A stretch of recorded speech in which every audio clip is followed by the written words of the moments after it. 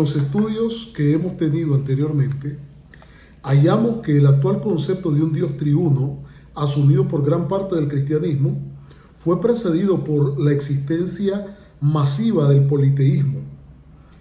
El politeísmo, que es la creencia en múltiples dioses, llegó a iniciarse debido a que el ser humano razonó de que no era posible de que un solo ser fuese capaz de atender todos los aspectos tan diversos de la existencia, el bien y el mal, elementos que se consideran llenos de bondad como la paz, la felicidad y al mismo tiempo la guerra o la tristeza.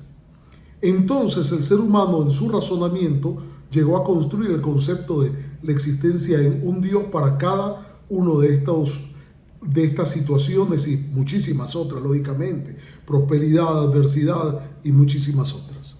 Ahora, esto luego fue, con el paso del tiempo, en algunas civilizaciones, fue evolucionando a otras formas de politeísmo.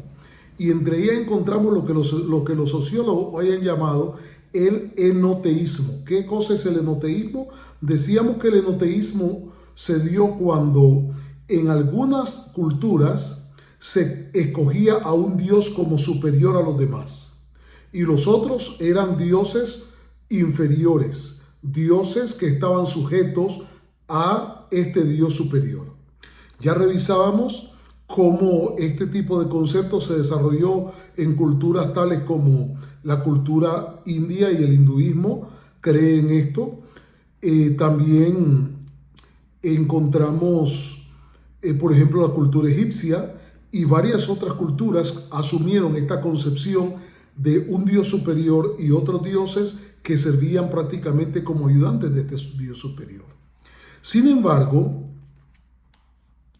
Dios, en su bondad, decidió revelarse a sí mismo para que el ser humano no estuviese en ese esfuerzo, y él entonces, al darse a conocer, hace saber que él es un Dios único.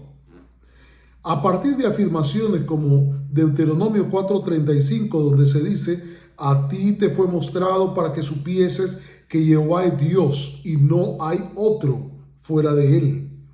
Asimismo, hay otras declaraciones en Deuteronomio 4:39, Deuteronomio 6:4 o Isaías 44:6 y 8, Isaías 45:6 y 18 e Isaías 46, versículo 9, nos hablan acerca de lo exclusivo y único que es Dios y la forma en que Él se presenta a sí mismo como un Dios único. A partir de aquí, nosotros también ya analizamos el uso del término Elohim, que en hebreo es con su terminación im, regularmente se usa para expresar el plural. Pero nosotros estudiamos que también se usa para expresar un plural intensivo.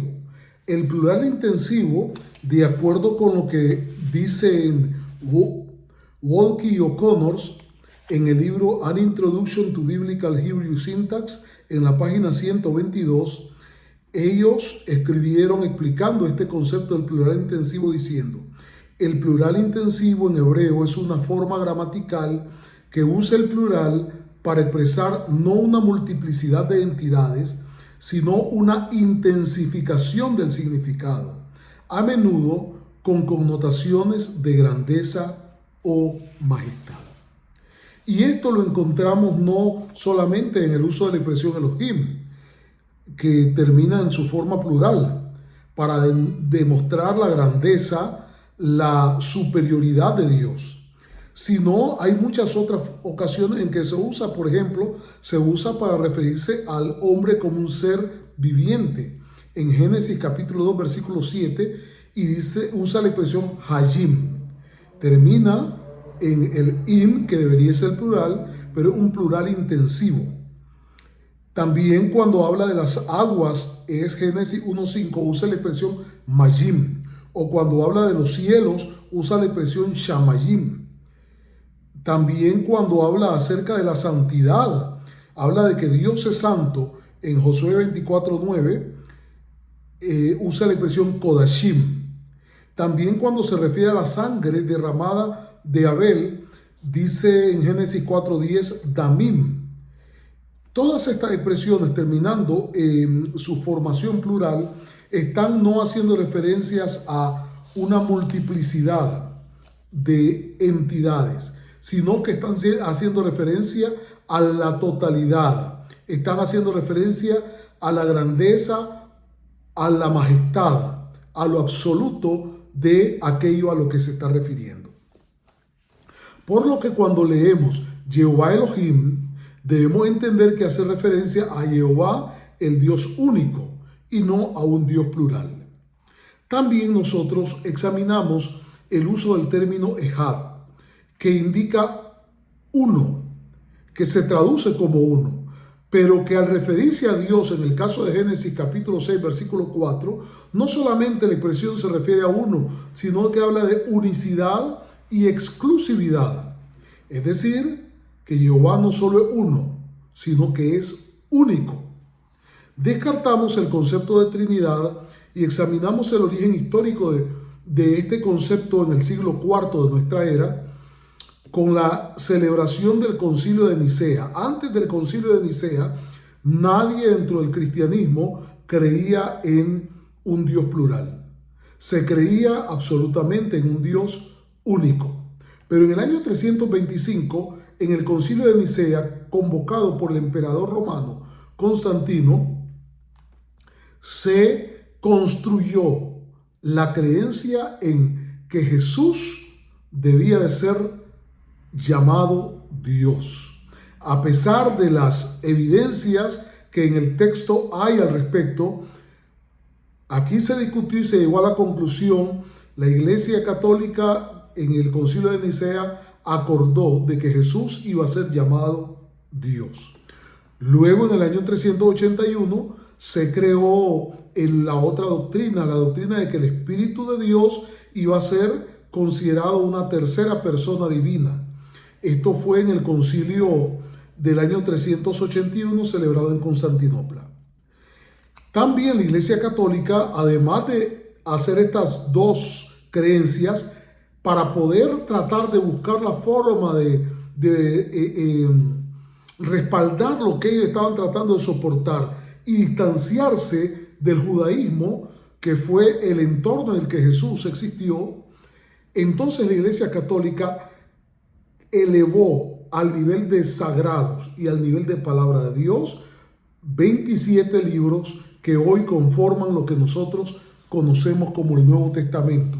A pesar de que en 26 de estos 27 libros nunca se habla de que Dios haya mostrado o que quien escribe fue que vio lo que está escribiendo o que escuchó de parte de Dios lo que estaba escribiendo. Estudiamos cómo también la Biblia habla y presenta abundante evidencia de que el Espíritu de Dios no es una persona diferente a Dios el Padre, sino que está refiriéndose a la personalidad. El Espíritu es la personalidad del ser.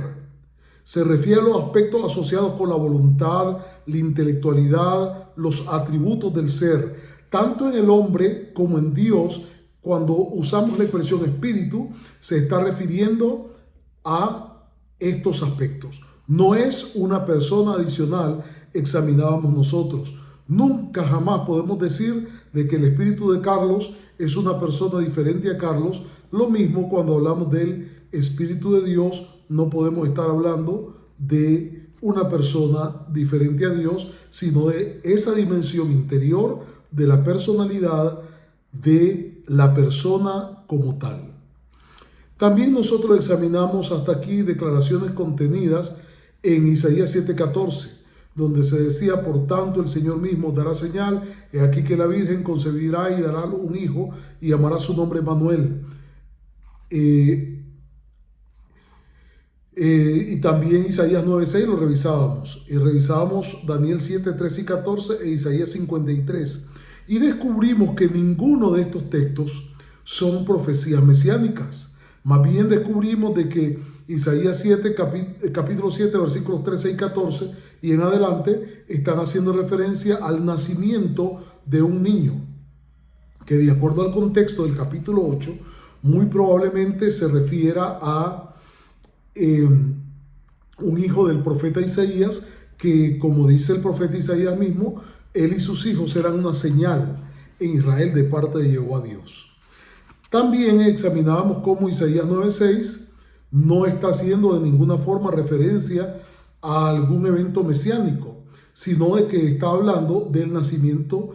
Ya había ocurrido el nacimiento del futuro rey Ezequías. También revisábamos otras declaraciones como Daniel 7, 13 y 14, donde se habla del Hijo del Hombre, y de acuerdo a lo que dicen los versículos 16, 22 y 27, nos encontramos con que el Hijo del Hombre aquí es una referencia a el pueblo de Israel. También en Isaías 53 nos encontramos con que el siervo sufriente de Isaías 53 es una referencia al pueblo de Israel, que es identificado como el siervo de Dios a partir del capítulo número 40 del libro de Isaías. Hoy vamos a continuar. Vamos a examinar los textos de Génesis 3:15. Vamos a examinar el Salmo 22 y el Salmo 18. El Salmo 118, versículo 22, entre otros, para poder examinar si su contenido tiene referencias mesiánicas o no. Vayamos antes de esto y examinemos algunos asuntos que son vitales para nosotros. En primer lugar, es importante entender la diferencia entre la profecía y cualquier oráculo. Esto es muy importante. ¿Por qué? Porque entender qué es profecía nos permite no ser arrastrados a construir declaraciones o darle sentido a declaraciones diferentes al sentido que Dios tuvo el propósito de darles. Ok, primero veamos qué es la profecía. La profecía es la comunicación dada por Dios. Cuando Dios elige hacerlo y a través de quien Dios elige hacerlo, con el propósito que Dios tenía en mente al dar esta comunicación. Estas comunicaciones proféticas regularmente tenían el propósito o de anunciar acciones divinas de juicio o de redención, o traer exhortación, invitando al arrepentimiento y a la conversión, o comunicar leyes o enseñanzas para el pueblo. Era el propósito regular de las comunicaciones proféticas. Los paganos, en sus prácticas religiosas, utilizaban una forma de comunicación, decían ellos, con sus deidades. A ellas les llamaban oráculo. Y estos oráculos eran, según lo que ellos decían, la comunicación de sus dioses en lugares designados para ellos, es decir, dentro de los templos que ellos designaban, a través del sacerdote o la sacerdotisa que ellos escogían, y que era el sacerdote o la sacerdotisa aquellos que venían y hacían consultas a sus dioses. Y estas comunicaciones, cuando decían los sacerdotes o las sacerdotisas recibirlas, no eran comunicaciones de otra forma, sino que eran a través de criptogramas. Eran comunicaciones en clave. Estas comunicaciones entonces las interpretaba el medium o el sacerdote, la sacerdotisa que servían de medium, y no eran generalmente mensajes concretos, sino que podían ser interpretados por el que los recibía. A diferencia del oráculo, la profecía era una comunicación específica dirigida a destinatarios específicos en un contexto temporal definido. No hay en la profecía lugar a una doble interpretación. El profeta Amós declaró: porque no hará nada el Señor Jehová sin que revele sus secretos a sus siervos, los profetas. La profecía, pues, es la revelación de los secretos de Dios a través del profeta. La profecía es revelación, no es oráculo, no es una adivinanza. Por lo que nosotros debemos de tener claro este asunto de que qué cosa es la profecía, a diferencia del oráculo. Veamos la definición de ¿Qué es oráculo? De acuerdo a la publicación hecha por Price en 1986 en el The Oxford Classical Dictionary, él dice en la página 1044, definiendo qué es oráculo: un oráculo es una respuesta o mensaje dada por una deidad, típicamente o a través de un intermediario humano, a una pregunta o plegaria por dirección. A diferencia del oráculo, la profecía es una predicción, instrucción o exhortación divinamente inspirada y transmitida a través de un profeta o transmitida por Dios mismo, como en el caso de la ley. Eso lo encontramos en el libro The Oxford Handbook of Biblical Studies, escrito por Collins en 1995, en la página número 302. Ahora, hay otras diferencias respecto al oráculo y las profecías, porque Park, estudiando este asunto, dice que la comunicación de oráculos fue frecuentemente ambigua, proveyendo respuestas que podían ser interpretadas de múltiples formas. Esto preservaba la infalibilidad del Dios. Aunque lo que interpretaron no se hubiera cumplido, entonces ellos decían, bueno, es que lo que ocurrió es que quien la interpretó mal. Sin embargo, esto, siendo una característica de los oráculos, no era así con la profecía. La profecía es una forma muy diferente, un mensaje directo. Dios le dice a Abraham, por ejemplo, Sara, tu mujer, va a tener un hijo, y ya. O le dice al profeta Isaías, he aquí la Virgen concebirá y dará a luz un hijo, y llamará su nombre Emmanuel. Y saltando un versículo, continúa diciendo, antes de la tierra de estos dos reyes que tú temes, antes que el niño sepa desechar lo malo y escoger lo bueno, la tierra de estos dos reyes que tú temes será abandonada. Lo está dando en forma específica, Dios está hablando directamente. ¿Y qué es lo que ocurre? Lo que ocurre sencillamente es de que esta profecía está siendo dada entre el año 734 y 732 de nuestra era, y el niño naciendo más o menos como un año después, pongámosle una fecha 733, antes de que el niño llegara a cumplir 12 años, que era la edad en que, de acuerdo a la cultura judía, se podía saber desechar lo malo y escoger lo bueno, antes de eso, de que el niño llegara a esa edad, la tierra de Israel iba a ser abandonada. Y eso ocurrió cuando en el año 722 los asirios invaden Israel, el reino del norte, y toman cautivos y se lo llevan y dispersan a las 10 tribus. Entonces ahí nosotros vemos las diferencias muy claras, muy marcadas entre lo que es un oráculo y una profecía. Una profecía es específica, es directa. Por tanto, vamos a examinar las declaraciones que han sido mencionadas como que si fuesen profecías. Pero algunos, desgraciadamente, dentro del mundo religioso, han llegado en nuestros días a tratar la profecía como que si la profecía fuese un oráculo. Y quieren entonces manosear la profecía, y ya no es la profecía lo que Dios dijo, sino que la profecía es lo que ellos quieren que diga. Y hoy le dan una interpretación y mañana le dan otra interpretación y pasado mañana otra. Cuando eso absolutamente contradice lo que Dios habla. No hará nada el Señor Dios sin que revele sus secretos. Son cosas que Dios las tenía conocidas, pero que para la humanidad no eran conocidas. Entonces Él las da a conocer a través de sus siervos. Vayamos al primer texto, Génesis capítulo 3, versículo 15. Dice, y pondré enemistad entre ti y la mujer, y entre tu simiente y la simiente suya. Esta te herirá en la cabeza, y tú le herirás el calcañar. Conocemos que estas palabras fueron dadas en el Edén, inmediatamente después de que Adán y Eva pecaron. Cuando Dios aparece ahí y les habla acerca de lo que ha ocurrido, ahora Eva declara, la serpiente me engañó y yo comí. Entonces Dios se dirige a la serpiente y le dice, por cuanto esto hiciste, maldita serás entre todas las bestias y entre todos los animales del campo. Sobre tu pecho andarás y polvo comerás todos los días de tu vida. y pondré enemistad entre ti y la mujer, y entre tu simiente y la simiente suya. Esta te herirá en la cabeza, y tú le herirás el calcañar. Génesis 3, 14 y 15. Ahora bien,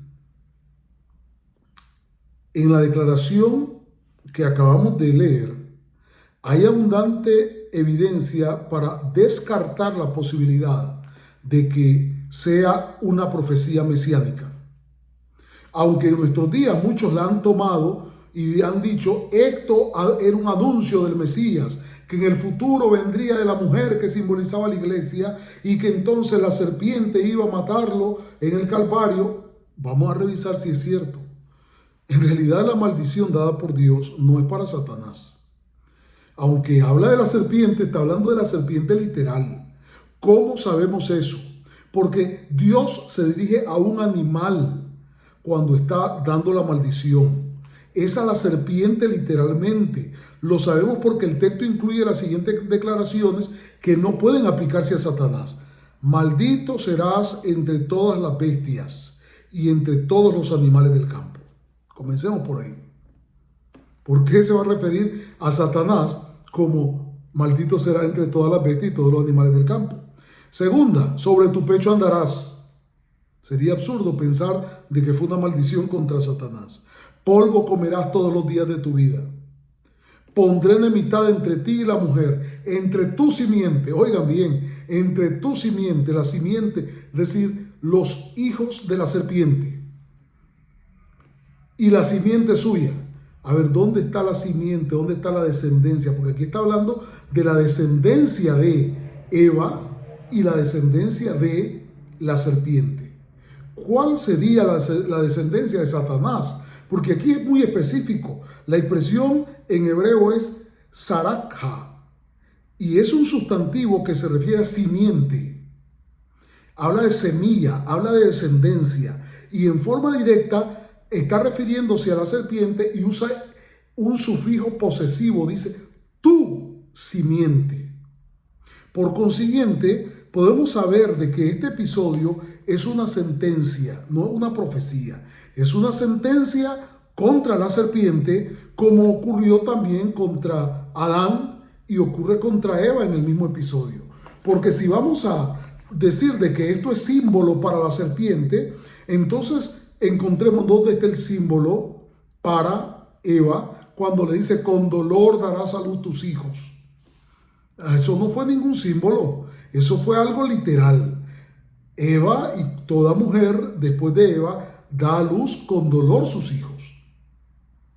Por consiguiente, nosotros no podemos permitir ver en esto un anuncio de un futuro Mesías. No hay ninguna referencia de que nos permita decir de que Dios está hablando del futuro. No, Dios está hablando del momento inmediato. Dios está hablando de ese momento. Por eso es importante al leer el texto tratar de entender qué es ese texto. ¿Es una profecía o no? Debemos de preguntarnos qué es lo que Dios quiso decir en ese texto. ¿Cómo entendieron aquellos a quienes iba dirigido el mensaje? A las personas a quienes iba dirigido, ¿cómo entendieron ese mensaje? Cualquiera que trate de darle a la profecía o a las declaraciones bíblicas una interpretación diferente a la que Dios tuvo el propósito de dar, está haciendo el rol de un medio espiritista, imitando a los medium paganos que le daban la comunicación de sus dioses. A la comunicación de sus dioses ellos le daban la interpretación que a ellos les convenía. Pretender que una profecía tiene doble interpretación es convertirse en un adulterador del mensaje dado por Dios, quitándole el propósito con el que Dios dio ese mensaje. La profecía es en sí la revelación que Dios hace de sus secretos. El origen, por tanto, de todo mensaje profético es Dios, y nadie tiene autoridad para cambiar lo que Dios ha dicho, porque Dios dijo en Números 12, del 6 al 8, cuando hay entre vosotros profeta de Jehová, le apareceré en visión, en sueños hablaré con él. No así a mi siervo Moisés, que es fiel en toda mi casa, cara a cara hablaré con él, claramente y no por figuras. Por eso no podemos clasificar como profecías los salmos, que son alabanzas. El término salmos en hebreo es tehilim, que significa alabanzas en español. Es igual que un himno que hoy se pueda componer para darle alabanza a Dios. Esos son los salmos. Su contenido no eran profecías, sino alabanzas, agradeciendo a Dios. Y vamos a revisar un par de casos en los salmos. Tampoco podemos darle connotación de palabra de Dios a las narraciones históricas o a los proverbios escritos por Salomón. Profecía es exclusivamente aquello que Dios revela. En los salmos hay varias declaraciones y vamos a revisar algunas de ellas. En el Salmo 2 hay una declaración que muchos han interpretado el Salmo 2 como una profecía mesiánica. Pero ante esta pretensión vamos nosotros a examinar su contenido.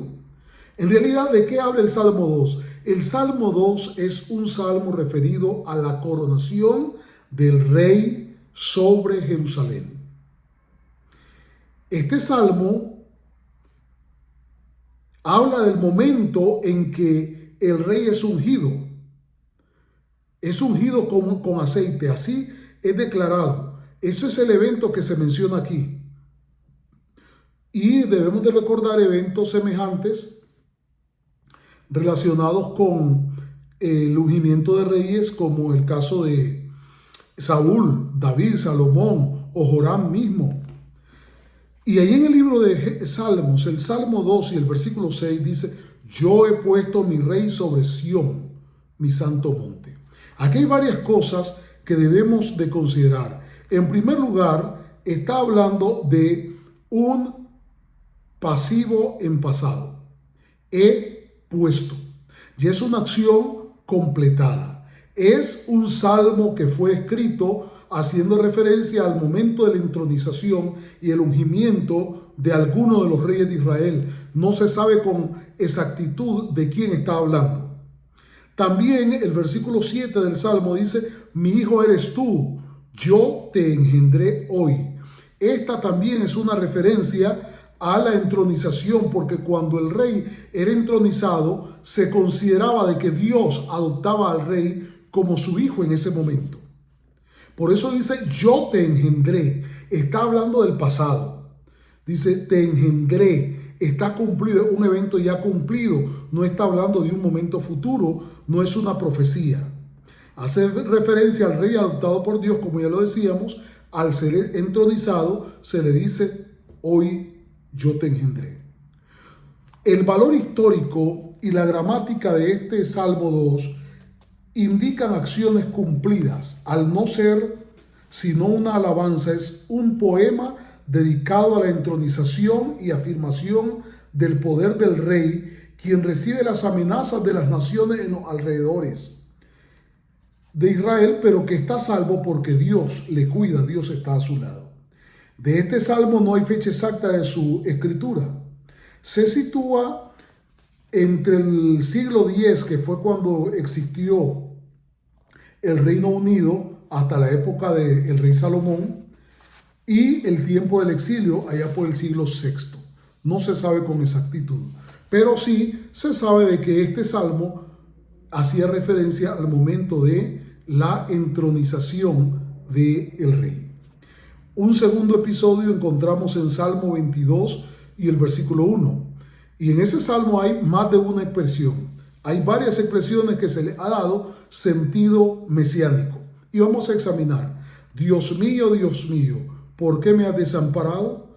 Dado que Jesús usó esta declaración en Mateo 27:46, Marcos 15:34, hay quienes interpretan de que como Jesús la usó, esto era el cumplimiento de una declaración profética que anunciaba al Mesías. En primer lugar, aquí el Salmo 22 no es ninguna referencia al Mesías.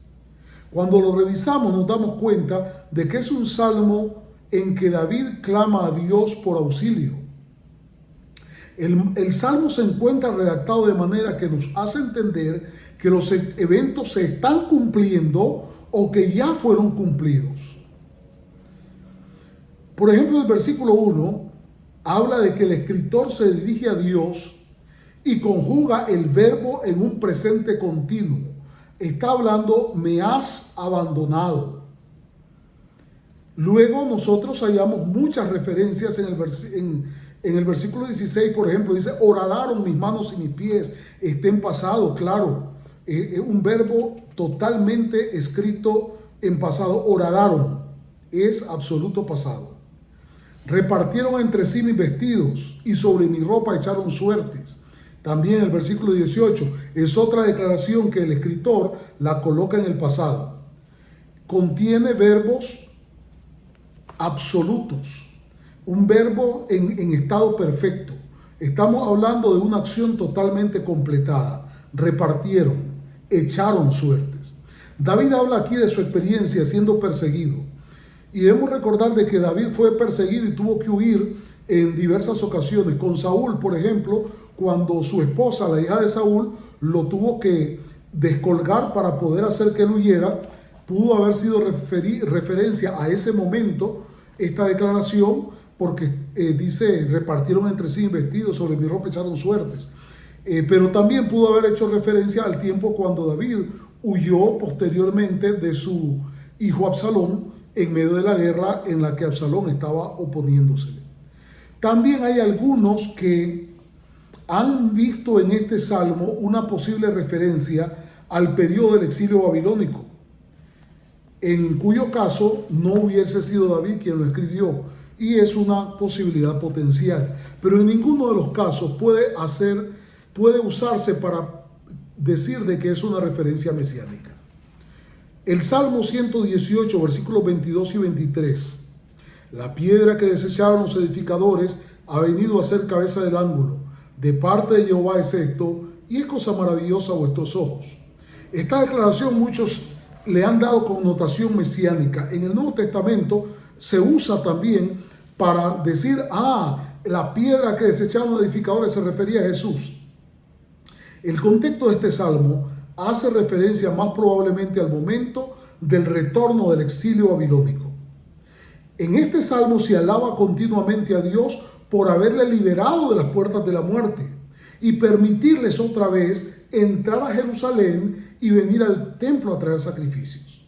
Por eso llega el momento en que se alcanza un clímax con los versículos 22 y 23, y entonces se dice, pero aunque aquellos pretendían hacernos desaparecer, aunque aquellos pretendían borrarnos de la faz de la tierra, la piedra que desecharon los edificadores ha venido a ser cabeza del ángulo. De parte de Jehová el Señor es hecho esto, y es cosa maravillosa a vuestros ojos. Y entonces hay declaraciones que nos permiten entender este contexto. El versículo 2, diga ahora Israel que para siempre es su misericordia. Habla del pueblo entero, no está hablando de un anuncio mesiánico. Versículo 4, digan ahora los que temen a Jehová. El versículo 11, todas las naciones me rodearon, mas en el nombre de Jehová yo las destruiré. Versículo 18, me castigó gravemente Jehová, mas no me entregó a la muerte. Es decir, evidentemente no es ningún anuncio mesiánico, porque no calza, el contenido no hace referencia a la aparición de un futuro Mesías, ni tampoco está hablando de otro evento, sino de que Dios no entregó a la muerte al pueblo cuando fue llevado en exilio. El versículo 20 del Salmo 118, esta es la puerta de Jehová, por ella entrarán los justos. Está hablando de Jerusalén y de las puertas de entrada al atrio del templo también posteriormente. O el versículo 25, te ruego, oh Jehová, que nos hagas prosperar ahora. Es un salmo referido a eventos cumplidos ya en el pasado, a súplicas de quien está redactando el salmo. Y el versículo 26, bendito el que viene en el nombre de Jehová. Habla de todo aquel que estaba viniendo en nombre de Jehová de regreso a Jerusalén. Dice, desde la casa de Jehová os bendecimos. La piedra que desecharon los edificadores aquí es Israel, que ahora regresa para ser restablecida en su tierra. No hay aquí ninguna referencia mesiánica. Por tanto, hasta aquí hemos examinado que los textos aplicados muchas veces a Jesús como un cumplimiento profético de anuncios mesiánicos no son ni profecías ni tampoco anunciaban al Mesías. Son declaraciones referidas a la época en que fueron escritas y son referencias a eventos que estaban desarrollándose en ese momento. En el siguiente estudio vamos a examinar algunas declaraciones en las que Jesús mismo hace referencia a Dios. Y vamos a poder ver desde la perspectiva de Jesús cómo Él se consideró a sí mismo y cómo Él consideró a Dios desde su propia perspectiva. Próximamente vamos a abordar también el tema de si la muerte de Jesús provee o no perdón de pecados a la humanidad, y entenderemos desde la perspectiva de Jesús lo que implica orar pidiendo a Dios por los méritos de Jesús. Por eso yo te animo a que leas el texto procurando saber qué es lo que Dios quería decir a quienes recibieron su mensaje originalmente, y que podamos aceptar el mensaje que Dios tenía para dar originalmente como su revelación, que el mensaje dado por Dios en aquella época pueda traer lecciones que podamos aplicar para nosotros, pero que no lo torzamos tratando de darle un sentido profético futuro que en muchísimos casos no es el propósito por el que fue dado. Por eso en esta tarde yo te animo a que puedas confiar en Dios y te dejes dirigir, te dejes enseñar por el Señor. Una vez que podamos ser dirigidos, ser enseñados por Dios, podremos entonces estar tranquilos, sabiendo de que si tan solo confiamos en Él, tal como lo dijese el profeta en el pasado, creed en Jehová vuestro Dios y estaréis seguros. Créanle a Él, no a mí. No le crean a la iglesia, al pastor, al sacerdote, a la junta, a la asociación o a la conferencia. No. Creed a Jehová vuestro Dios y estaréis seguros. Creed a sus profetas. No creáis en los espiritistas modernos, los medium espiritistas modernos que tratan de torcer el texto. No. Creed a sus profetas. Ve y oye lo que el profeta tenía para decir y entiéndelo en el momento y a aquellos a quienes fue dirigido, cómo había sido enviado. Creed a sus profetas y seréis prosperados. Dios pueda prosperarnos, Dios nos llene de sus bendiciones, es mi gran deseo en esta tarde para ti. Dios te bendiga.